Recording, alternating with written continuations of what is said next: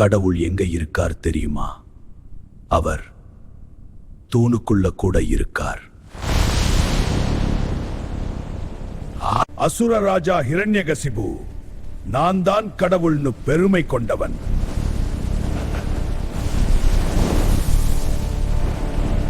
ஆனால் அவன் மகன் பிரஹ்லாதன் எப்போதும் நாராயணனை நம்புபவன்.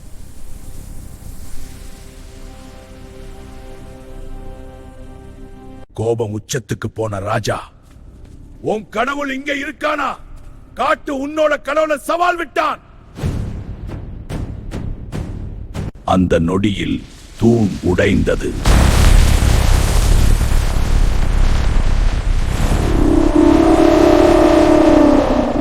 அவன் மனிதனும் இல்ல, மிருகமும் இல்ல, பகலும் இல்ல, இரவும் இல்ல, உள்ளும் இல்ல, வெளியும் இல்ல, அதான் நரசிம்மன்.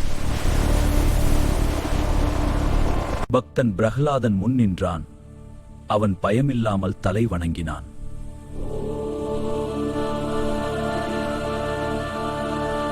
நம்பிக்கை உண்மையானதா இருந்தா கடவுள் எந்த சூழ்நிலையாக இருந்தாலும் காப்பாத்துவார்.